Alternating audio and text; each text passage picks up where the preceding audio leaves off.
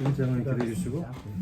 하나님 감사합니다. 한 주간도 저희를 지켜주시고 또 그 교회 예배에 참여해서 하나님께 경배와 찬양 드리게 하시면 감사드립니다.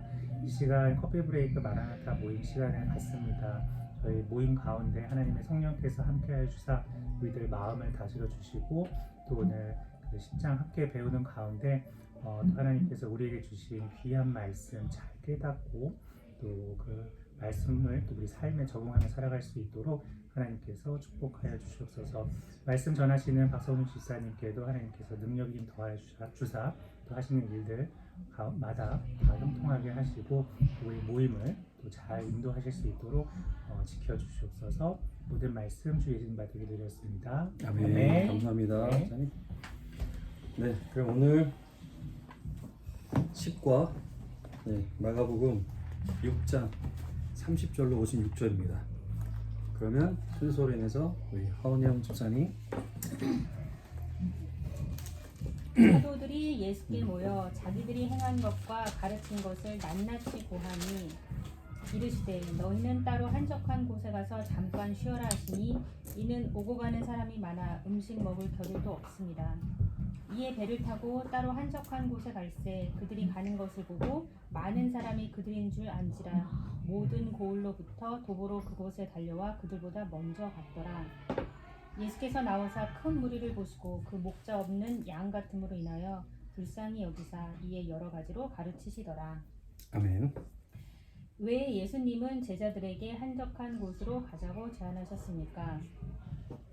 제자들이 많이 배고프고 피곤할 듯 해서 쉬게 하고 또 음식을 먹이기 위하여 한적한 곳으로 가자고 제안하셨다고 31절에 있습니다.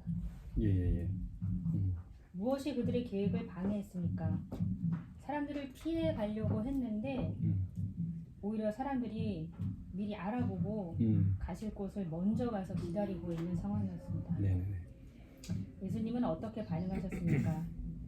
그 사람들이 모여있는 것을 보고 목자 없는 양 같다고 불쌍히 여기시고 거기서 또 가르치셨습니다. 네. 너무 잘해 주셨어요. 아마 다 비슷한 답을 하셨을 텐데 우리가 6장 30절 시작하기 전에 어떤 일이 있었죠? 이게 지금 연결이 되는 건데 지난번 거를 잠깐 리마인드를 하자면 어떤 일이 있었죠? 12제자를 부르시고 12제자를 각 고을에 보내셨어요. 그죠? 그렇게 나와 갑자기 뭔가 다른 갑자기 사건의 내용이 쑥 들어갔어요. 그 내용이 뭐죠? 헤롯에 대한 얘기를 했었죠. 그죠? 헤롯에 대한 얘기를 갑자기 쑥 들어와서 이게 그죠? 이게 왜 들어갔을까? 이런 얘기가 지금 생각이 들어요. 그러면서 지금 1번에 왜 제자들에게 한적한 곳으로 가자고 제안했습니까? 라고 했을 때 그 연결 부분은 어디 부분이에요? 앞에 부분이죠. 그죠?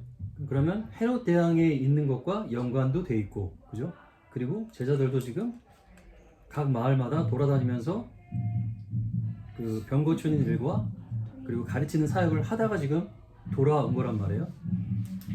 학자들이 따르면은 이게 적게는 수주에서 수개월 정도의 시간을 보냈다는 이런 얘기를 하시더라고요. 정확한 여기 날짜는 나와 있지 않으니까 그 정도로 생각했을 때 이 사람들이 갈 때 아무것도 가지고 가지 않았죠. 그죠? 그래서 어느 곳에 머물 때 그 마을에 가면 한 곳에 계속 머물고 아무것도 가져가지 마라. 그리고 그곳에서 쫓겨나면 그대로 쫓겨나라고 해라 라고 했을 때 그 여정이 얼마나 피곤하고 힘들었을까라는 것들은 바로 보지 않아도 선한 그런 광경일 거예요. 그러면 그 제자들이 지금 그 모든 예수님이 보내신 곳에 갔다가 지금 돌아와서 예수님께 지금 나와서 그 얘기들을 하고 있는 거예요. 30절에 사도들이 예수께 모여 모든 것, 즉 자기들이 행한 것과 가르친 것을 다 그분께 고하매라는 얘기는 뭐예요?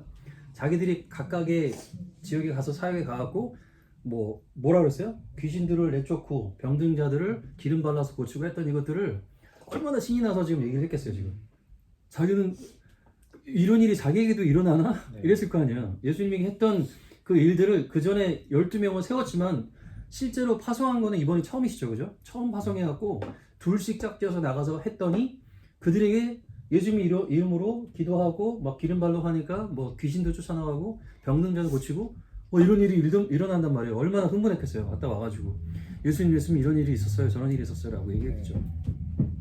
그거 한 가지 플러스 또 다른 숨겨진 그 이유가 있었어요. 예수님이 왜 한적한 곳으로 가자고 했는지. 뭘까요? 지금 아까 두 가지라 그랬잖아요, 그죠? 앞에 연결된 사건이 지금 헤롯과 그다음에 제자들이 갔다가 돌아오는 사건이죠, 그죠? 지금 제자들이 갔다가 돌아온 사건은 지금 우리가 나눴어요. 헤롯이 지금 여기 나오잖아요, 갑자기 생뚱맞게, 그죠? 앞에 부분. 그럼 이거와 지금 뭔가 관련이 있을 거란 말이죠, 그죠? 그죠? 자, 이게 지금 사실 그럼 공간 제자들은 요한이 죽었다는 걸 몰랐나요? 그걸 한번 보시죠. 그 부분을 보려면 이게 공간 부분이기 때문에 마태, 마가, 누가, 요한에 대해서 지금 이 내용들이 나옵니다. 그러면 마태복음 14장 13절로 21절 한번 가서 보실까요? 마태복음 똑같은 사건에 대해서 14장 그러니까 14장 12절 마태복음 14장 12절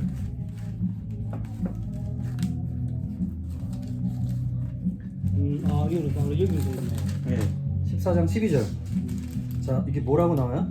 요한의 제자들이 와서 시체를 가져다가 장사하고 가서 예수께 알리니 그 제자들이 누구예요? 누구의 제자들이? 요한의 제자. 요한의 제자들이죠. 어떤 일을 당했어요? 요한이 목배임을 당한 사건이죠, 그죠? 그 사건을 목배임을 당하고 나서 몸은 이들이 가져갔잖아요. 그 목은 가져갔잖아요, 얼굴은, 머리는. 몸을 지금 가지고 와서 묻고 지금 그 제자들이 지금 예수께 온 거죠. 왜요? 세례 요한의 제자들이 예수님께 왔잖아요, 그죠? 그러니까 세례 요한이 죽었을 때 그 제자들이 제자였으니까 그들의 몸을 가지고 와서 장사를 지내고 와서 지금 예수님께 그 내용을 알린 거죠, 그죠? 13절에 보면 뭐라 그래요? 예수님께서 그것을 들으시고 라고 얘기했잖아요, 그죠? 그리고 배를 타고 한저가 거기를 떠나서 따로 외딴 곳으로 가시니라고 한 거는 지금 또 다른 이유가 있죠, 그죠? 제자들이 외부에 와서 이들이 어떤 그 영적인 또 육체적으로 피곤하고 이런 것들도 필요하지만 또 다른 이유로 지금 외딴 곳에 가셨어요. 또 다른 이유가 뭐예요? 요한 헤롯을 그래서 피하기 위해서. 뭐라고 나와요? 지금 헤롯이 물어보죠. 예수님의 명성을 듣고 그가 누구인지 지금 궁금해서 지금 세례 요한이 지금 일어났다라고 지금 얘기를 하잖아요, 그죠? 그러면 만약에 헤롯이 지금 그 당시에 그 지역을 통치하고 있는 사람인데 만약에 지금 자기가 죽였던 세례 요한이 지금 죽었던 사람이 일어났다고 지금 생각하는 거잖아요. 지금 이 사람은 두려운 거죠. 그래서 예수님을 지금 잡아갖고 뭔가 알아보거나 뭔가 하려고 했던 그런 것들을 예수님께서 아신 거죠, 지금, 그죠? 그래서 그들을 피해서 지금 갑니다. 근데 되게 재밌는 게 제가 이번에 지도를 찾아봤는데요. 여기에 지도가 나오는데 이들이 4분 영주라고 했잖아요. 그 헤롯에게 그 세 아들과 딸 하나가 있었어요. 그래서 세 아들에게 헤롯 대왕, 그러니까 헤롯 대왕이 누구냐면 예수님이 그 태어나신 해에 2살 이하 애들 모든 아이를 다 죽인 사람이 바로 헤롯 대왕이거든요. 그리고 여기 지금 나온 헤롯은 헤롯 안디바, 안티파노스라고 얘기도 하고 안디바라고 얘기하는데 이 안티파노스가 다스리던 지역이 바로 갈릴리 지역이에요. 갈릴리 지역이 바로 이 갈릴리 바다. 여기서 보시면 이쪽 제가 사실 핸드폰에 사진을 찍어놨는데 지금 녹화를 해가지고 이걸 보여를 못 드리는데 안티파노스가 지금 다스리는 지역이 바로 요 지역이었어요. 요 지역 갈릴리 바다 중심으로 여기 기준으로 요렇게요. 요렇게 지역이고 그리고 여기 지역은 그 헤롯 필립이라고 하는 그 왕이 다스리는 나라였어요. 그리고 요 또 예루살렘 있는 지역은 헤롯 또 다른 형이 다스리는 나라였고 그래서 이 세 개와 딸 한 명이 또 다스리고 있는 그 네 개의 그 지역을 나눠가지고 그래서 4분 영주로 얘기를 했어요. 그래서 지금 보시면 예수님이 사용하던 지역이 어디세요? 가버나움. 그죠? 가버나움이죠. 그러면 지금 가버나움이었으로 이스라엘이 다 왔을 거란 말이에요. 그래서 지금 여기 보면 베세다로 지금 갔다고 얘기가 나와요. 여기에 보면 마태복음 마태복음 나오나요? 마태복음 14장 14절. 여기 안 나오고 누가복음에 나오나 보다. 누가복음에 보면 9장 9절.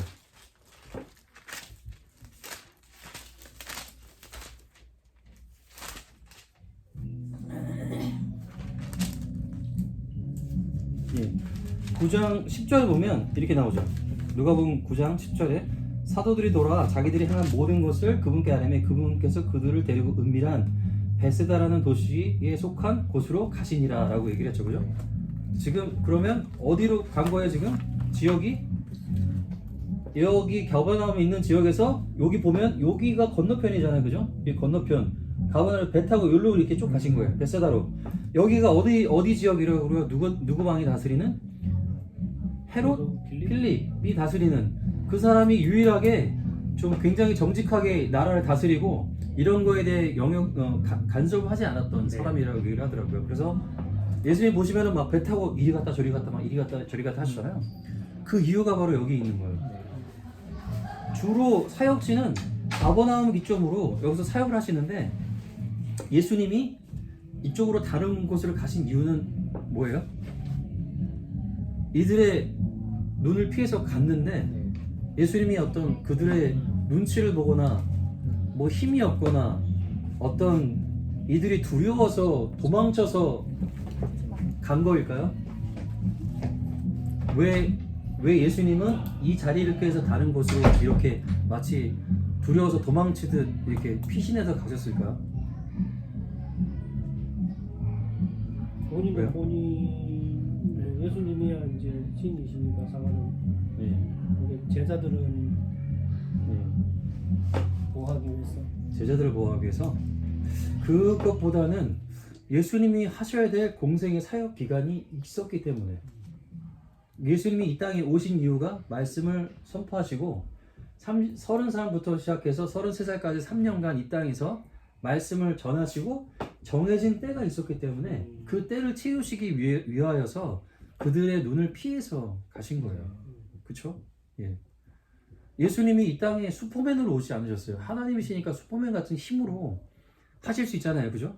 어떤 분이 저기 요한복음을 나누면서 예수님이 성전 들어가가지고 막 이렇게 갈대로 채찍을 만들어갖고 막 이렇게 막 때려갖고 이렇게 했는데 아니 그렇게 하지 말고 그냥 번개를 내가지고 했으면 더 쉬웠지 않느냐라고 얘기했는데 왜 예수님이 그렇게 안 하시고 이게 그냥 채찍 만들어 이렇게 하셨을까요? 하나님이신데 하실 수 있잖아요. 번개 내려갖고 하실 수 있잖아요. 왜 그러신 것 같으세요? 이 땅에 만약에 그런 신적인 모습으로 하게 되면 예수님이 어떻게 죽음을 설명할 수 있겠어요? 어떤 사람이 그런 그 강력한 신적인 어떤 능력 앞에 누가 예수님을 붙잡고 예수님을 십자가에 처형할 수 있겠어요? 그죠?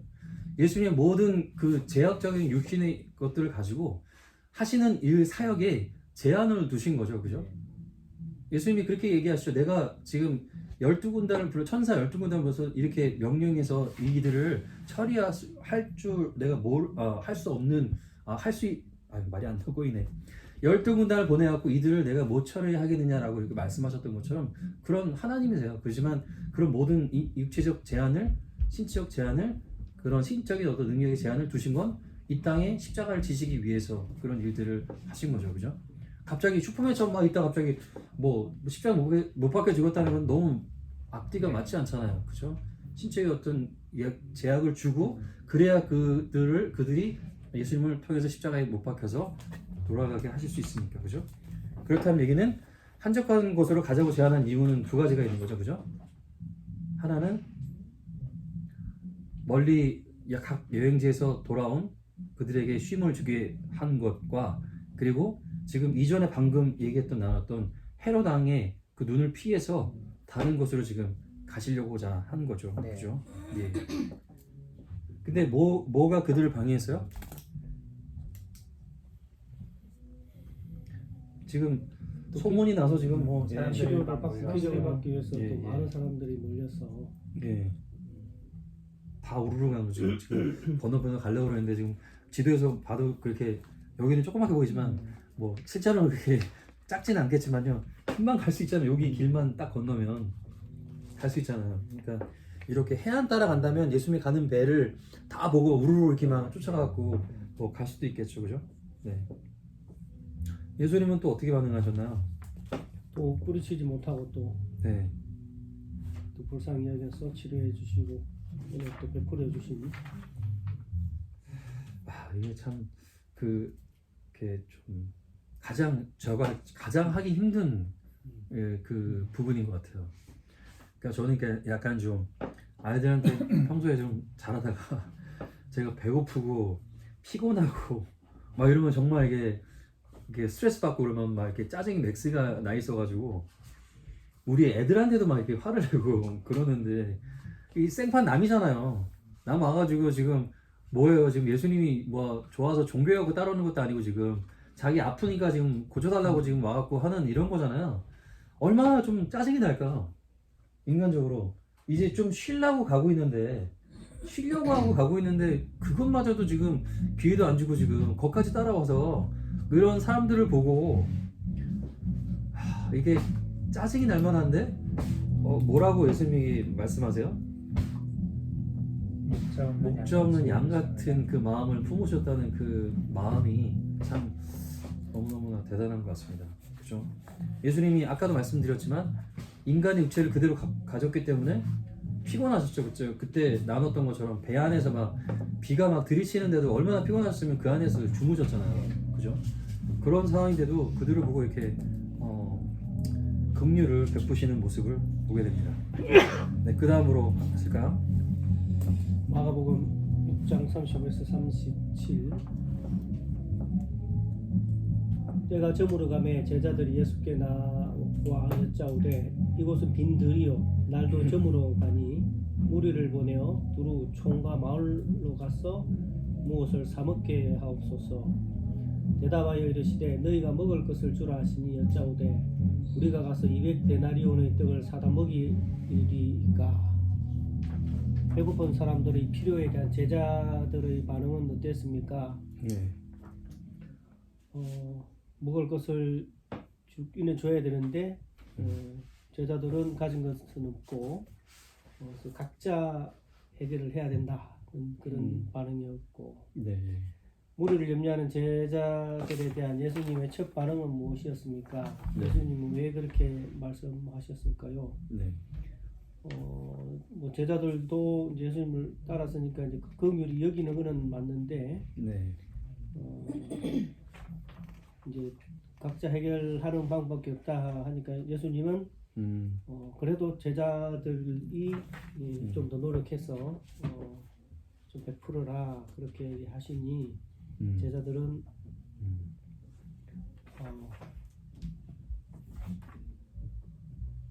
예수님은 왜 그렇게 말씀하셨는가? 예수님은 이제 가진 게 없다는 거는 충분히 이제 아시고 네. 그렇게 이야기하신 데는 또 당신은 이제 능력이 계시니까 충분히 하실 수 있다고 한 건데 거기에 대해서도 이제 사실 제자들은 전에 이제 그 배가 풍랑 만났을 때 같이 아직도 잘 못 믿는 부분이 좀 있었던 것 같아요. 예수님은 다 하시고 이렇게 이야기하신 건데 그런 것 같아요. 그리고 이제 예수님은 이렇게 그 어려운 가운데서도 이제 예수님을 믿고 마지막으로 이제 예수님께 매달리기 위해서 온 사람들을 뿌리칠 수 없다 그런 또 마음에서 그렇게 제자들에게 말씀하신 것 같아요. 네. 3번까지. 제자들에 대하여서 우리는 그들의 심정이 어떠함을 알 수 있습니까? 이게 다른 쪽에 보니까 이게 200데나리온이 이제 반년치 연봉이 나더라고. 우리 저 어디 마태복음 아니면 누가복음 같은데 네. 반년치 그걸 다 먹이려고 그러면 그래서 굉장히 의아니벙벙했을 것 같은 느낌도 있고 네. 또 그동안 계속 이제 예수님의 이제 기적을 봐왔으니까 그렇게 말하면서도 이제 또 기대도 좀 했지 않았나. 또 예수님이 또 어떤 또 기적을 또 행하실까 기대도 했을 것 같은 느낌입니다. 기대를 했을까요? 이들이 기대를 했을까요? 다시 한번 살펴보시죠. 근데 저도 이게 하면서 좀 계속 반복되는 건데 네. 그 제자들도 이제 예수님하고 계속 다니면서 반복적으로 계속 기적을 봐왔거든요. 네. 네. 호세스도 그랬고 예. 또 병든 자도 그렇고 또 귀신을 쫓는 것도 그렇고 음. 그 수차례 그걸 봐왔는데도 음. 여기가 끝이 아니고 또 그 뒤에도 보면 계속 예수님이 조금 그 합리적이지 않고 비과학적인 이야기를 하시면 그걸 또 그대로 또 의문을 가져요. 근데 또 예수님은 또 그걸 또 다 극복하시고 또 하고 그 과정을 왜 예수님 돌아가실 때까지 반복을 하는지 응? 우리야 이제 사실 예수님이 이 땅에는 안 계시니까 당장은 바로 눈앞에서 뭐 그런 기적을 볼 일은 없는데 이때는 계속 그걸 반복적으로도 봤는데 또 왜 그랬을까? 참 답답하게. 그 부분도 한번 생각 한번 해보죠. 예, 한번 과연 그때와 우리는 좀 다를까라는 부분을 한번 생각 한번 해보시죠. 자, 6장 35절로 37절, 35절 이제 여기 지금 지역이 어디예요? 베세다에 있는 도시, 외딴 곳입니다. 외딴 곳. 외딴 곳이라고 한다면 어떤 의미예요?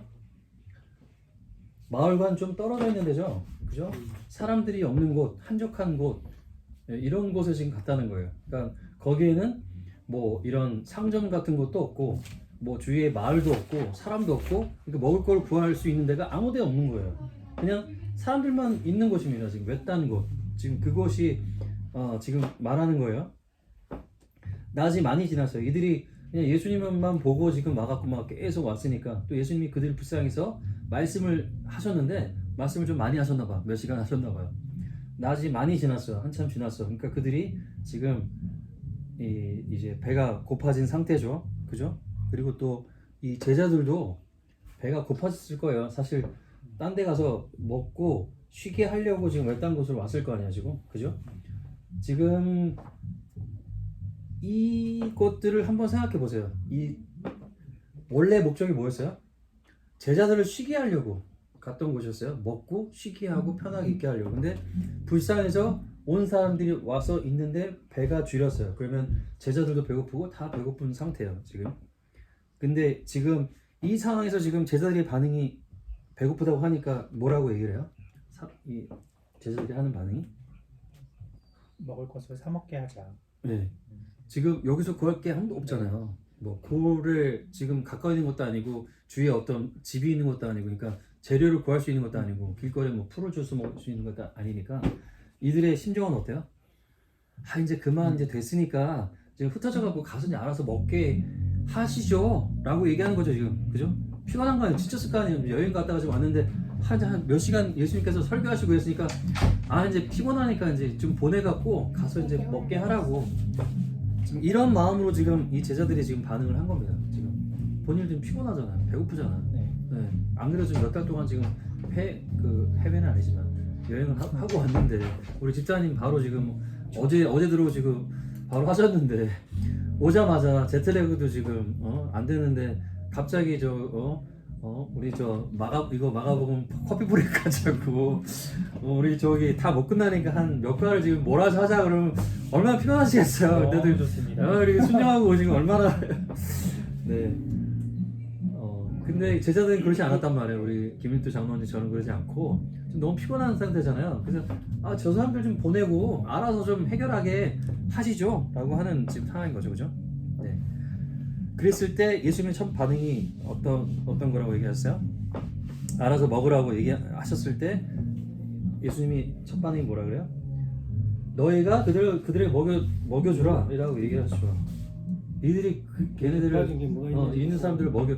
지금 너무 지금 답답한 얘기하잖아요 지금. 네?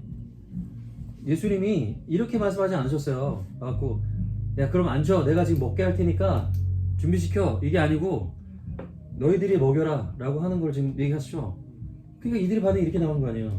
그죠? 우리가 어떻게 먹어요 지금. 우리가 지금 있는 돈도 없고 지금 가진 것도 없는데 지금 여기 뭐 들판 아무것도 없는데 어떻게 합니까?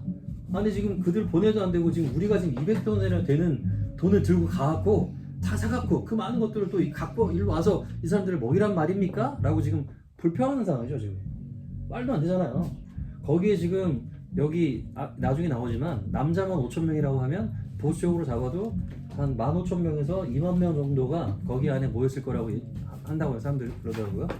그래서 지금 이맥단이라고 하는 건데 그 어마어마한 양들을 이 사람들이 어떻게 다 감당을 해요. 돈이 있다 그래도 그 사람은 가만히 있다 그래도 뭐 그 멀리 있는 데를 그 많은 식량을 막 이 사람들이 다 이고지고 올 수도 없는 거고.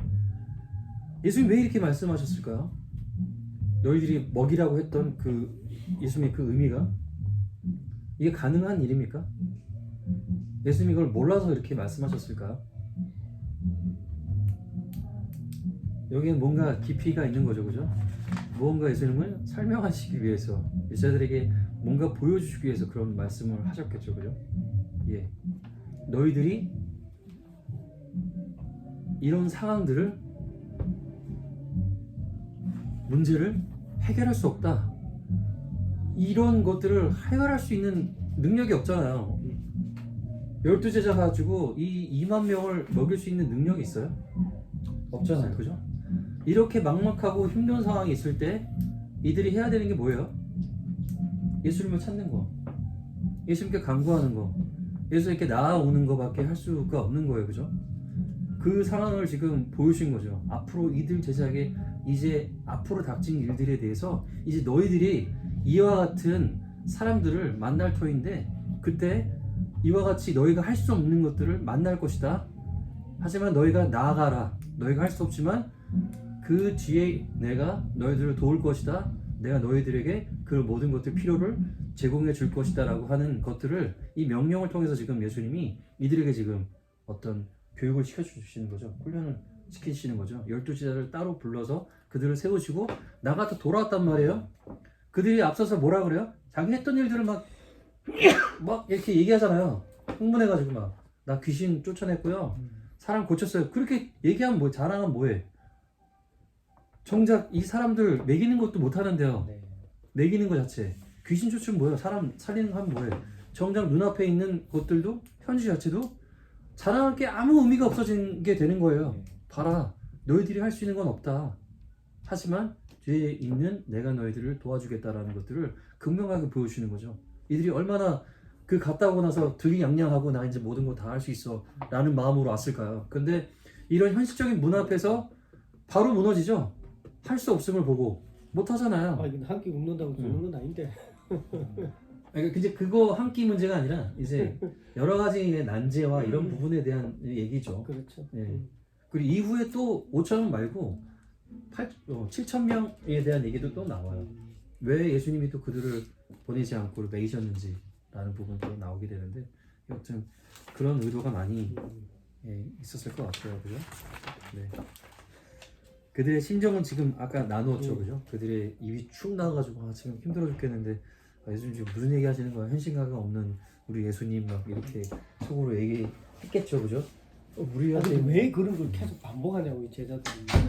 예수님 능력을 계속 그렇게 반복해서 보는데 왜 반복을 할까요? 우리 한번 우리의 지금 현재 신앙과 어떤 우리의 삶을 한번 돌아볼까요? 우리는 이들과 얼마나 다를 수 있었을까? 예. 우리 삶 속에서 우리가 예수님을 처음 만나고 영접하면서 얻었던 그런 첫사랑의 같은 것들 많이 있잖아요, 그죠? 부딪히면서 그때 결단했던 것들이 어떤 것들이 있어요? 하나님이 이웃을 사랑하라고 하셨는데 예수님 저도 그렇게 할게요.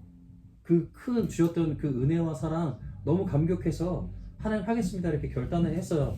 그때 받았던 은혜는 정말 무엇과도 바꿀 수 없던 은혜였잖아요. 누가 와서 막 그때는 찔러도 막 정말 아유 그래 용서할게 다 용서해줄 것 같은 마음이었잖아요, 그죠? 근데 지나고 나면 마음이 식죠. 마음이 이렇게 일반 삶을 살다 보면 그때 그 뜨거웠던 마음들이 세상 속에서 다 식어져 버려요. 그래서 정말 별것도 아닌 작은 일에도 싸우게 되죠. 막 각 부분들 다 이해할 수 있을 것 같은데 별것도 아닌 작은 말로 상처 주고 상처받고 맨날 똑같잖아요. 똑같은 걸 매일 반복하잖아요. 왜 이렇게 할까요? 이 제자라고 우리가 다른 건 뭐가 있을까?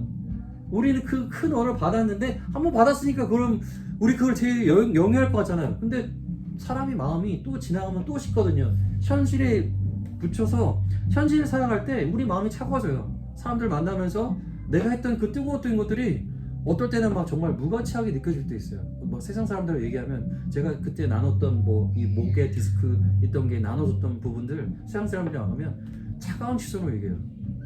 너무 거기에 너무 빠져 있는 거 아니냐? 이런 식으로 말을 해요. 그러면 그런 얘기 자꾸 듣다 보면 어떻게 생각되는지 아세요? 아, 그럼 내가 진짜 이게 하나님의 그게 아니라 뭐 정말 시간이 지나서 그냥 자연적으로 그냥 회복되는 거 그런 게 아니었을까? 그런 마음으로 지금 차갑게 식어버릴 수 있다는 거예요. 똑같은 뜨거운 마음으로 가면 얼마나 좋겠어요. 그렇지 않잖아요. 우리 삶 속에서는.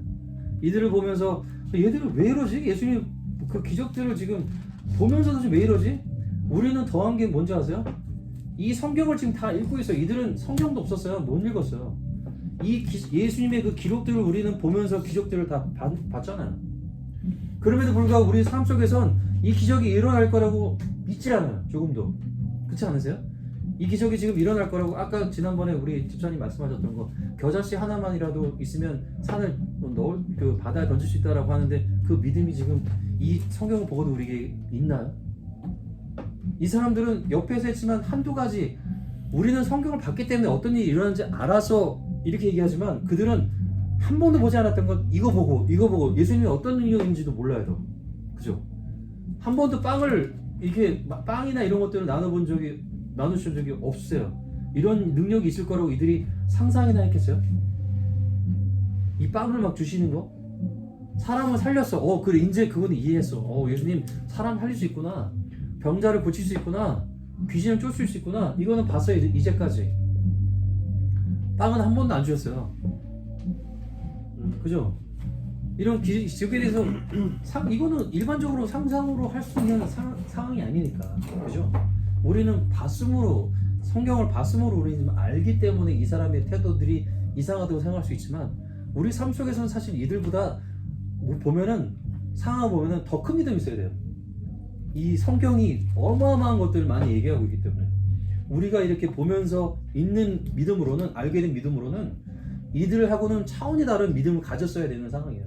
근데 현실적으로 우리는 그러지 못하죠. 더 그러지 못하죠. 그렇죠? 네. 네. 우리 장로님 네. 6장 마가복음 6장 38절에서 44절 이르시되 너희에게 떡 몇 개나 있는지 가서 보라 하시니 알아보고 이르되 떡 5개와 물고기 2마리가 있더이다 하거늘 제자들에게 명하사 그 모든 사람으로 때를 지어 푸른 잔디 위에 앉게 하시니 때로 몇백 명씩 또는 50명씩 앉은지라 예수께서 떡 5개와 물고기 2마리를 가지사 하늘을 우러러 축사하시고 떡을 떼어 제자들에게 주어 사람들에게 나누어 주게 하시고 또 물고기 2마리도 모든 사람에게 나누심에 다 배불리 먹고 남은 떡 2조각과 물고기를 12바구니에 차게 거두었으며 떡을 먹은 남자는 5,000명이었더라. 네. 예수님은 그 상황에서 무엇을 하셨습니까? 우선은 그 떡이 몇 개가 있는지 확인을 하셨고 모든 사람으로 그 무리지어서 그 몇백 명씩 50명씩 무리지어 앉게 하셨고 네. 떡 5개와 물고기 2마리로 축사하시고 그 제자들에게 나누어 주게 하셨습니다. 무리는 예수님의 이 행동에서 무엇을 배울 수 있을까요? 이제 두 번째 문제가 이제 무리가 무엇을 배울 수 있었는지고 네. 이제 세 번째 질문 이제 제자들이 무엇을 네. 배웠을까인데요. 네. 그 일단은 제가 이제 무리의 입장에서 생각을 해보면은 이거 완전 기적이잖아요. 어마어마한 기적을 행하셨고 그래서 무리들 입장에서는 그 저분을 계속 따라가야겠다. 따라가면은 뭔가 이렇게 계속 좀 나오겠구나. 맞아요. 그죠? 네, 맞아요. 아픔도 나음을 받고 굶주림도 채워줄 수 있는 그런 능력이 있는 사람이다라는 것을 배웠을 거다라고 생각이 되고요. 네. 제자들 입장에서는 우선은 그 처음에 그냥 너희들이 가서 먹이라고 했는데 먹일 수가 없잖아요. 네. 그런 걸 이해하고 계시면서 일단 먹이라고 하셨는데 결과적으로는 예수님께서 먹여주신 거잖아요. 네. 너희들 보고 가서 먹이라고 했는데 결과적으로 이제 예수님께서 그거를 다 채워주신 거라서 역시 하나님이다. 음. 어, 음. 하면서 좀 믿음이 조금 더 단단해지지 않았을까 하는 그런 네. 생각이 들었습니다. 아 예. 네, 아주 굉장히 잘 정리하셔서 말씀을 잘 얘기해 주신 것 같아서 감사합니다. 네, 그 지금 상황이 보면 이제 기적이 일어나는 순간인 거죠, 그죠? 38절부터 44절에 빵이 몇 개나 있냐라고 했을 때 이게 그 성경 버전마다 지금 상황이 좀 달라요. 어떻게 되는지 뭐 그 베드로가 이제 여기에 소년이 있던 거에서 이렇게 먼저 이렇게 뭐 드린 경우도 있고, 그래서 가서 찾아보고 와서 갖고 왔다 뭐 이런 얘기도 있고, 각 사 복음서에서 조금씩 다르게 이렇게 얘기는 하는데 일단 있는 건 지금 다 똑같이 빵이 5개와 물고기 2마리가 있는 거죠, 그죠? 보리떡이라고 그러나요? 하여튼 뭐 그거와 그 이 물고기가 정말 우리가 생각하는 뭐 이렇게 뭐 큰 삼치 뭐 이런 게 아니라 조그만한 멸치보다 좀 큰 정도의 어떤 뭐 아이들 먹는 간식 정도라고 또 어느 설교자님은 또 그렇게 얘기를 하더라고요. 근데 그거는 지금 어떻게 예수님이 하셨어요? 하신 게 하늘을 우러러 하나 먼저 축사하시고, 그죠? 예, 축복하시고 취하고 하나님 먼저 이렇게 구하고, 그리고 이제 그렇게 떡을 내놓는 상황이죠, 그죠? 이건 정확하게 기술 안에서 언제 이게 증가가 됐을까는 모르겠어요, 그죠? 나누는 순간에 이게 증가됐을 것이다라고 얘기를 하고, 혹자들은 이 상황에 대해서 진짜 이게 그 이렇게 남자들 5,000명을 먹을 정도로 있었던 게 아니라 이 어린이의 작은 이 내놓는 것들을 감동을 보고 자기가 갖고 왔던 도시락을 다 내놨다. 그래서 이제 그렇게 먹었다. 뭐 이렇게 얘기하고 있는데 집사님들은 어떻게 생각하세요? 이게 진짜 있었던 일입니까? 아니면 정말 이렇게 그냥 의미적으로 이렇게 얘기한 걸까요? 초등학교 때부터 너무 네. 많이 봐왔던 네. 거여서 그냥 저는 이게 진짜 진짜다라고. 있는 것 같죠? 네. 이게 정말 사실 별것도 아닌데 이런 부분에 대해서 사탄이 있잖아요. 이거를 흔들면 전혀 다른 인간적인 방법으로 생각을 하게 돼요. 그러면 이게 어떻게 되는 거예요? 하나님의 능력을 폄하하고 그 능력을 축소시키는 거예요. 그죠? 이게 정말 다른 어떤 병 고치는 것보다 좀 또 다른 게, 이거는 창조의 모습이잖아요. 창조의 모습입니다. 없던 거에서 있게 하시는 거잖아요. 그러니까 이거는 어떤 창조냐면 그냥 새로운 생명을 낳게 한 게 아니라 요리가 된 상태로 돼야 되는 창조인 거잖아요. 또 다른 창조예요. 그죠? 빵도 뭐 이렇게 미리 자라서 어떤 이런 창조가 아니라 그냥 보리떡이 요리가 된 보리떡으로 되는 이런 창조를 지금 계속 하시는 거죠. 그죠? 이것들을 올바로 정확하게 믿지 않고 이걸 어떤 상징적인 거나 아니면 그 당시 있었던 사람들이 어떤 다른 행동을 취했는데 그 마치 그것들을 은유적으로 표현한 거라고 만약에 이거를 잘못 해석하거나 잘못 받아들이게 되면 성경을 다 잘못 해석하게 되는 거겠죠. 그죠? 이건 절대 그렇게 해석이 되면 안 되는 거죠.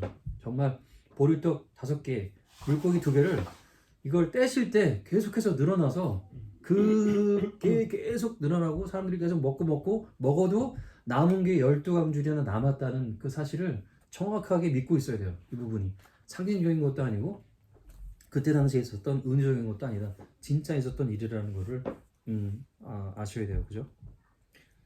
그래서 무리는 예수님의 이 행동에서 무엇을 배울 수 있었을까? 우리 장로님이 굉장히 잘 정리해 주셨는데, 이들은 그것을 보는 순간 뭐가 왔을까요? 야, 이제 일 안 해도 된다. 야, 자유다. 저분만 왕으로만 세우면은 우리 지금 막 진짜 이렇게 힘들게 수고 안 해도 빵이 그냥 공짜로 나오는구나, 이런 무리가 이거를 딱 깨닫지 않았을까요? 바로 여기 지금 안 나오는데 요한복음인가 뭐 마태복음 가면은 여기 똑같이 기술할 때 그들을 지금 왕으로 세우려고 했던 그 마음들이 그 속에 있음을 아시고라고 이렇게 나옵니다. 목장사 그걸 본 거죠, 그죠? 네? 이게 얼마나 장땡이에요, 정말. 일도 안 해도 그냥 가만히 앉아서 예수님 말씀만 듣다가 이제 배고파지면 예수님이 그냥 떡 나눠주면 와, 이것만 먹고 살아도 그냥 아무 문제 없고 그냥 살 수 있는데, 뭐 요즘에 막 레이오프 당할 거에 스트레스 안 받고 살아갈 수 있는 얼마나 큰 거예요, 그죠? 그들이 지금 이런 것들을 지금 했겠죠. 그래서 그들 마음속에 지금 예수님을 우리 왕으로 세갖고 우리가 지금 편하게 먹게 네. 하면 좋겠다라는 마음들이 지금 지금 일어나고 있어요. 제자들은 어땠을까요? 우리 집사님이 말씀하신 대로 계속해서 기적을 받았단 말이에요. 그죠? 또 새로운 능력이 계시구나. 또 다른 능력이 이러면서 끝도 없다 이제. 정말 해도 정말 어마어마한 능력이 있으시구나라는 것들을 정말 또 다르게 깨달는 생각이 있을 거예요. 정말 하나님이시구나라는 부분들을 새삼스럽게 그전에도 알았지만 여기서 뭐라 하냐면 마음이 이게 무뎌졌다고 얘기를 하거든요. 그거에 대해서 왜 그 가장 큰 예로 이제 처음에 그랜드 캐년 가면은 너무 멋있잖아요. 근데 그걸 한 10분 바라보잖아요. 그 감상이 이제 무뎌져요. 처음에 갔던 그 어마어마한 웅장함 이런 것들이 이제 너무 눈에 익어버리니까 이제 그 너무 당연한 거예요. 이제 그 전에 내가 도시만 봐왔다가 그랜디랑 가니까 전혀 다른 어떤 스케일과 이런 것들이 쫙 펼쳐졌을 땐 와 이걸 한 10분 동안은 막 정신을 놓고 보게 되는데 그게 한 10분 이상 지속되면 너무나 당연한 광경이 되는 거예요. 풍경이 되는 거예요. 그죠? 그러니까 이제 마음이 무너지게 되죠. 예수님이 엄청난 능력으로 사람들을 막 고치고 막 그랬어요. 처음 볼 때도 와 신기해 그랬는데 밀려갖고 막 다 고쳐 나가는 이걸 한두 번도 아니고 지금 거의 3년 동안 이 공생애 동안 봤는데 이 제자들은 얼마나 그게 무뎌졌을까. 그러고 보면 계속 기적이 점점 점정된다 그래야 되나? 강해지는 것 같아요. 나중에 결국은 이제 최후에는 부활되는 게 이제 같은 끝판왕인데 처음 시작하면 지금 500여까지 온 게 굉장히 막 늘어난 것 같아요. 예수님 그래서 말씀이 이제 이런 창조의 정말 하나님이구나. 그런 것들을 이제 정말 창조의 하나님으로서 그게 하나님의 가장 큰 능력이시지 않을까, 그죠? 뭐 전지전능하시고 다 하시면 창조를 통해서 이제 우리 사람도 만들고 다 이 세상을 만드신 거니까요, 그죠? 네. 마가복음 6장 45절로 46절. 예수께서 즉시 제자들을 재촉하사 자기가 무리를 보내는 동안에 배 타고 앞서 건너편 맞아요. 건너편 벳세다로 가게 하시고 무리를 작별하신 후에 기도하러 산으로 가시니라. 이 구절에서 예수님은 무엇을 하셨습니까? 왜 그렇게 하셨을까요? 예수님께서는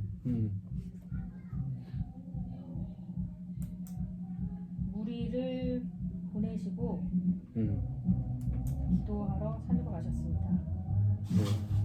왜 그렇게 하셨을까요? 이런 바쁜 와중에도 하나님께 기도하고 예배하는 시간을 반드시 가지셔야 됐다. 그런 걸 좀 보여주는 게 아닌가 그렇게 생각을 했었는데 그러니까 두 가지를 하셨잖아요. 하나는 뭐예요? 하나는 배 타고 가게 하고 제자들을 강권해서 배 타고 보내시고 또 하나는 뭐 하셨어요? 산으로 가시고 그들을 보내신 다음에 산으로 기도하러 가신 거잖아요, 그죠? 그러니까 첫 번째 그 이유는 뭐죠? 왜 제자들을 강권해서 배 타고 딴 데로 보냈을까요?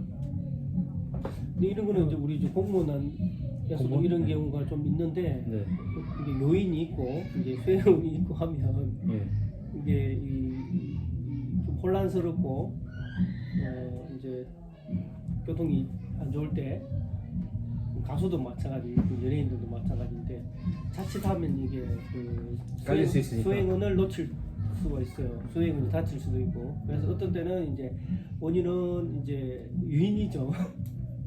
남든지 아니면 다른 곳에서 이제 무리를 모으고 실제 이제 같이 온 사람들을 안전하게 먼저 일정에 안 늦게끔 먼저 보내고 그리고 혼자는 움직이기 쉽잖아요. 쉬우니까 이제 나중에 합류를 하고 그렇게 해서 이제 많이 이동을 할 때도 그렇게 많이 하거든요.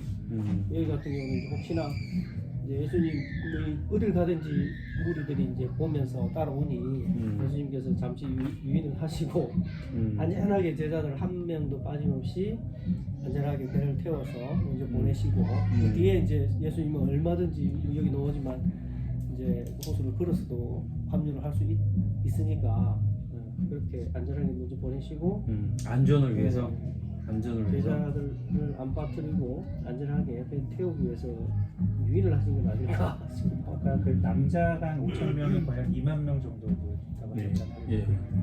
한 사람이 2만 명 정도 운집하면은 그 왕 입장에서는 어디에 예수님이 계신지를 알 수 있을 것 같아요. 그래서 좀 안전을 위해서 그 헤롯 왕을 피해가지고 좀 제자들을 먼저 빨리 좀 다른 곳으로 보내신 거 아닐까. 그 이 부분을 한번 그러면 다른 구절에서 어떻게 설명할지 볼까?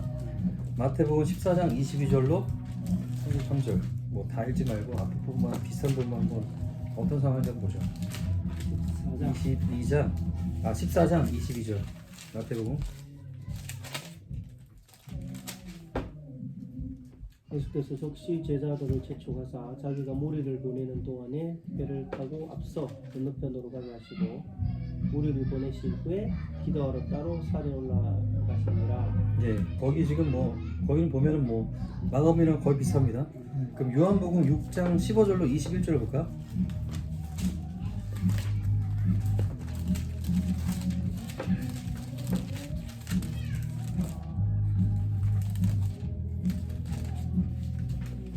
떡을 주니까 바로 왕 삼으려고 했구나. 6장 15절로 예 16절. 그러네, 여기 우리 있었네. 그죠? 요한복음에 네. 나오죠. 네. 한번 읽어볼까? 6장 몇 절? 15절로 16절. 15절만 하시면 될 것 그러므로 같아요. 예수께서 그들이 와서 자기를 억지로 붙들어 임금으로 삼으려는 줄 아시고 다시 혼자 산으로 떠나가시니라. 자, 이거를 그 베이스로 해서 그러면 제자들을 왜 강권해서 보냈을까요? 먼저 안전 때문일까? 혹시나 또 제자들이 그 무리와 함께 바로 그 예수님 일정과 어긋나게 그 자리에서 바로 왕으로 선포하실까 봐 그런가? 저희 제자들 저기 뭐 영이 좀 잘. 스스로 아니 이게 제자들이 그럴까 봐 제자들이 그렇게 또 예수님 뜻하고 달리 제자들이 동요를 할까 봐 아니다 아직 시간이 남았으니까 먼저 가라 여기는 내가 왕으로 아직 일정은 아니다. 그런 저는 뜻인데? 그 되게 비싸게 생각해요. 왜냐면 이들 중에도 예수님을 뭘로 생각했냐면 메시아로 생각했는데 메시아가 자기 그 지금 현재 이스라엘을 로마로부터 구원해줄 구원자로 생각했거든요. 그죠? 옛날 다윗 왕과 같이. 그래서 전쟁을 해서 이 땅에 왕으로서 오실 메시아다라고 생각했었기 때문에 그게 가장 대표적인 인물이 뭐예요? 가룟 유다였죠. 가룟 유다. 그죠? 그래서 예수님이 십자가 자기는 그 죽으러 간다라고 했을 때 예수를 팔았잖아요. 그죠? 자기가 기대했던 왕이 아니었기 때문에. 그죠? 이들 마음속에도 그런 부분이 있었어요. 이 제자들을 따라왔던 것도 메시아였기 때문에 따라왔었어요. 그 이스라엘 민족을 저 로마로부터 우리나라 말하면 독립시켜줄, 그죠? 일본으로부터 우리나라를 독립시켜줄 독립투사 같은 이런 어떤 마음이 있었으니까요. 그죠? 그런데 이 지금 무리들이 이 빵을 먹이고 나서 지금 요한복음은 어때요? 크게 동요가 일어났죠 지금. 엄청나게 큰 사건이 그냥 병 고치는 정도의 사건이 아니라 병 고침을 받는 건요 아픈 사람만 받잖아요. 그죠? 아픈 사람만 하기 때문에 그 수가 아픈 사람에게만 제한이 돼요. 그런데 일반 건강한 사람, 신체 건강한 사람들 빵을 먹여주면 이런 일이 벌어지는 거예요. 엄청난 거거든요. 네. 일반 병 고치는 거하고는 차원이 다른 거예요. 내가 갑자기 막 이렇게 내 삼시세끼를 다 그냥 해결해 줄 사람은 어떤 능력이 있다는 것 같다? 엄청난 소요가 일어나는 거예요. 엄청난 소요가. 그렇지 않겠어요? 그냥 단순히 병만 고치는 정도가 문제가 아니라 내 끼니를 해결해주면 나 지금 직장 때려주고 막 그냥 가도 나 삶이 그냥 살 수 있는 거예요. 엄청난 큰 소요가 지금 일어나는 거예요. 지금 그 소요를 지금 막기 위해서 그리고 거기에 휩쓸리지 않기 위해서 제자들이 그 안에서 막 제자들을 붙들고 막 그럴 거 아니에요. 어? 왕으로 삼자 막 이렇게 제자를 막 붙들고 막 이렇게 할 거 아니에요. 그럼 제자들도 거기에 휩쓸려 갈 거 아니에요. 네. 그럼 그 상황에서 그 제자를 거기에 두면 위험하겠죠. 단순히 안전이 문제가 아니라 그들의 지금 예수님을 쫓아갔던 그 길이 앞으로 갈 길이 그들이 이스라엘 민족의 왕으로서 지금 예수님을 따라갔던 거에서 그냥 단순히 그친다면 앞으로 그들이 가야 될 길은 예수님의 고난의 길을 어떻게 가겠어요? 예수님의 복음을 전했던 그 길을 어떻게 가겠어요? 그죠? 그들을 빨리 그곳에서 빼내와야 돼요. 그죠? 그리고 예수님은 이 상을 피해서 다시 하나님께 기도하러 갑니다. 예수님도 사람이시기 때문에, 그죠? 지금 영적인 이런 부분도 또 필요하신 거예요. 이런 부분은 좀 어떻게 볼 때 참 굉장히 예수님이 그거를 이런 부분도 시스템을 굉장히 우리를 보여주시기 위해서 그렇게 하셨구나라는 생각이 들어요. 그냥 하나님으로만 오셨다면 이런 필요 없이 하나님이시잖아요. 그냥 하나님이시기 때문에 그렇지 않을 텐데 인간으로 이 땅에 오셔갖고 이 땅에서 살아가시면서 하나님의 또 도움이 필요하시는 부분을 영적으로 또 어떤 이 필요한 잡아야 될 부분을 하나님께 기도하심으로 이렇게 나가기 위해서 이렇게 나가는 모습을 우리에게 보이신 것 같아요. 육체를 가시고 하나님이시지만 물론 하나님으로서 이렇게 서로 교통하시고 이렇게 성부 하나님을 또 이렇게 항상 이렇게 교제하시고 하시지만 그런 모습을 또 이렇게 보여주신 것 같아요. 그죠? 네. 일단 거기까지 하고 4번 끝났네요. 네. 이거는 요한복음이 제일 잘 돼 있구나. 예. 정확하게. 요한복음이 이 부분이 좀 더 하나가 더 나와 있어요. 그건 좀 이따 나눠드릴게요. 자, 그러면 6장 47절로 52절 우리 장로님. 47절에서 52절. 네. 저물매. 네. 저물매 배는 바다 가운데 있고 예수께서는 홀로 무태에 계시다가 바람이 거스림으로 제자들이 힘겹게 노젓는 것을 보시고 밤 사경쯤에 바다 위로 걸어서 그들에게 오사 지나가려고 하심에 제자들이 그가 바다 위로 걸어오심을 보고 유령인가 하여 소리 지르니 그들이 다 예수를 보고 놀라니라. 이에 예수께서 곧 그들에게 말씀하여 이르시되 안심하라 내니 두려워하지 말라 하시고 배에 올라 그들에게 가시니 바람이 그치는지라. 제자들이 마음에 심히 놀라니 이는 그들이 그 떡을 떼시던 일을 깨닫지 못하고 도리어 그 마음이 둔하여졌음이더라. 이 사건은 예수님에 관하여 무엇을 말해줍니까? 네, 다시 한번 하나님의 아들이라 전지전능하시다 그 바다 위를 걸으실 수 있는 그런 모습을 보여주셨다. 네. 하고 이 사건을 통하여 제자들은 무엇을 배울 수 있었겠습니까? 예수님과 함께 하면은 이제 능치 못함이 없다. 의지하고 따르는 것이 중요하다. 아까 이 기적이 매 기적이 있을 때마다 또 마음이 계속 또 둔하여지고 또 새로운 기적을 보게 되면 또 이제 거기에 대해서 또 새로운 그 배움들이 이어지는 일련의 과정들이 지금 계속해서 지금 반복되고 있다라고 생각이 되고요. 네. 여기서 이제 우리는 제자들에 대하여 무엇을 알 수 있습니까? 하나님, 그러니까 예수님을 따르는 제자임에도 그 일련의 과정들을 보면은 때로는 좀 믿음이 좀 부족하고 그때 상황에 따라서 약간 좀 둔해지는 환경에 좀 영향을 좀 받는다라고 생각이 되고요. 이제 그렇기 때문에 이제 계속해서 하나님을 오늘 저기 목사님 말씀해 주셨듯이 그 주일만이 아니라 매일같이 이제 예배하는 그런 삶을 살아가는 게 중요하다 이렇게 생각이 듭니다. 예. 적용까지. 이 지금 사건이 어떤 사건이죠? 지금 6장 47절로 52절에 보면 무슨 사건입니까? 제자들이 힘겹게 노젓고 있습니다. 이게 참 바람이 거스. 이 부분이 좀 참 어떤 부분은 좀 바다가 될 수가 있어요. 그렇지 않아요? 예수님 보내신 거잖아요. 빨리 저쪽으로 가라. 그리고 예수님은 홀로 따로 이렇게 기도하시다가 지금 물이랑 제자들이랑 떨어져 있잖아요. 그죠? 제자들은 누워서 지금 갔어요. 예수님이 기도하러 가시고 그 사이에 지금 바람이 불어서 풍랑이 불어서 이들이 앞으로 나아가고 있지 못하는 상황입니다. 그죠? 네. 그럴 때 지금 예수님이 쓱 걸어갖고 이제 풍랑을 잠잠하게 시키고 했던 상황인 거죠. 그죠? 풍랑이 일지도 알면서 예수님이 이렇게 왜 그 시간에 왜 그걸 보낸 거야? 누가 어떤 사람은 되게 부정적으로 보면은 그렇게 할 수도 있어요. 어떻게 생각하세요? 이런 부분은 예수님은 왜 이렇게 제자들을 그렇게 곤란하게 만들었을까라는 시선으로 또 우리가 봐야 될까요? 삐딱하게 뭘 얘기할 수 있는 거죠? 이거는 예수님이 가라고 명령하셨잖아요, 그죠? 예수님이 가라고 명령했는데 그곳에 풍랑이 있었어요.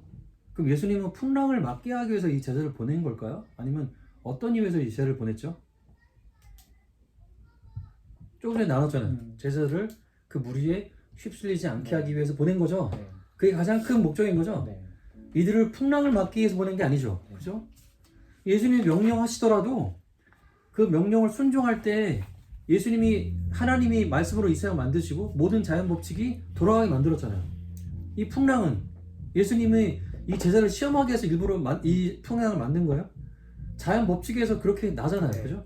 말씀을 순종할 때도 세상 속에는 여전히 풍랑이 일어나고 여전히 자연 법칙대로 하나님의 말씀 내에 순종해서 다 돌아가요.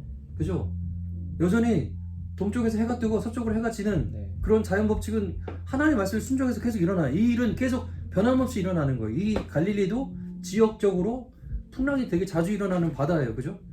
하나님의 말씀을 순종한다 하더라도 그 풍랑이 없이 가는 게 아니라 자연 법칙이 있어서 그런 풍랑을 맞을 수도 있는 겁니다. 그죠? 예수님 명령하신다고 다 그 길이 평탄한 길은 아니라는 거예요. 하나님 만들어 놓으신 그 자연 법칙 가운데 그거는 그 섭리대로 다 돌아가고 있고 그 말씀을 순종한다 할지라도 그게 다 모든 게 잠잠하고 평탄한 길로 가는 게 아니라 우리는 그 자연 법칙 속에 들어가서 풍랑을 맞을 수도 있고 비바람 맞을 수도 있어요. 그죠?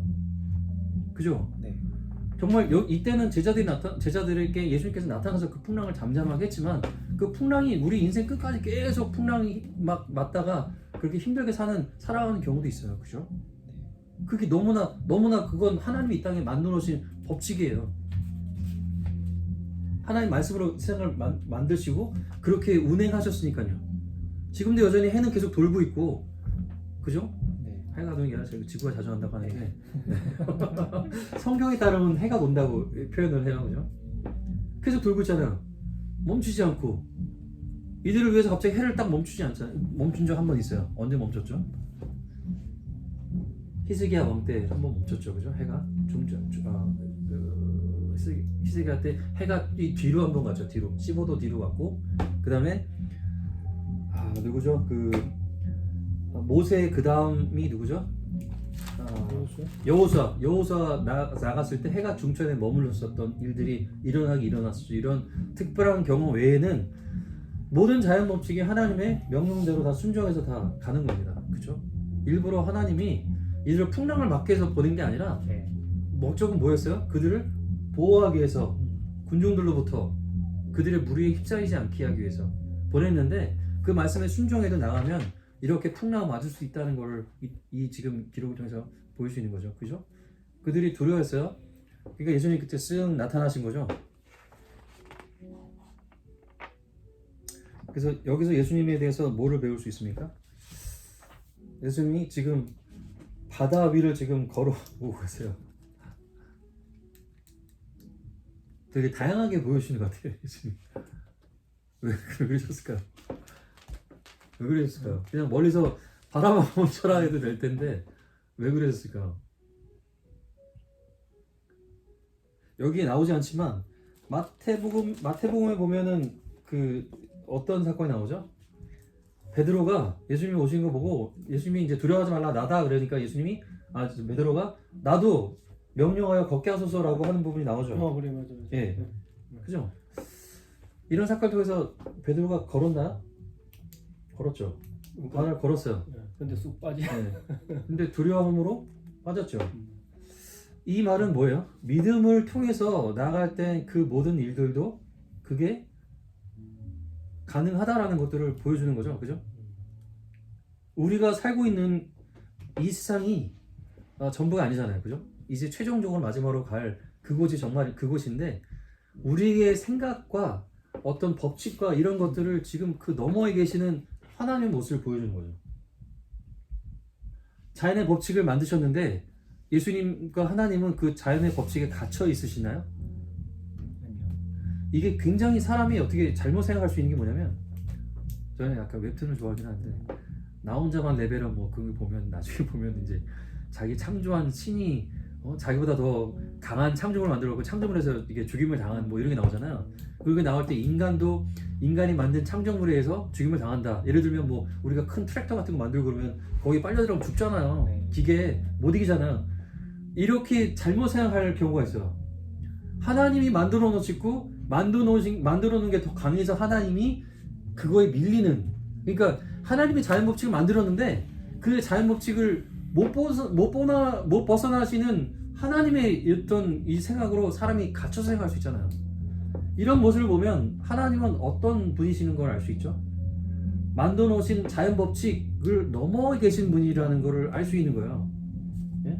굳이 이런 것들을 보여주시는 이유가 하나님이 만들어 놓은 창조물에서 지배당하고 거기에 옥죄해서 갇혀 있는 분이 아니고 그거에 비욘드 넘어서는 그 자연 법칙도 하나님이 만드셨지만 그거를 깨뜨릴 수도 있고 그거를 변형시킬 수도 있고 넘어설 수 있는 분이라는 것들을 보여주시는 거죠. 우리의 상식은 우리가 맨날 보는 자연 환경, 하나님이 말씀을 만들어 놓으신 그 보기 때문에 이거는 절대 안 바뀐다라고 얘기를 해요. 생각을 해요. 근데 하나님 만드셨잖아요. 이걸 하나님이 바꿀 수 있어요. 우리가 성경을 통해서 아까 나눴잖아요. 해가 중천에 떨어지지 않고 머물러 있었던 사건. 지금 그 과학자로서 보면 이게 말이 되나요? 해가 이게 머물러 있다는 거는 어떻다는 얘기예요? 지구와 자전이 멈췄다는 얘기죠. 만약에 진짜 자전이 멈추게 되면 어떤 일이 박사님 생기나요? 큰 재앙이 생기죠. 가장 쉽게 어떤 일이 생겨요? 지금 지구가 어마어마한 1초에 총알보다 더 빠른 속도로 지금 지구가 자전하고 있어요. 하루에 이렇게 한 바퀴를 돌려면. 그럼 우리가 지금 운동하려고 하는, 가려고 하는 어떤 이게 있잖아요. 계속해서 나가려고 하는 그 힘이 있죠. 그죠? 그게 갑자기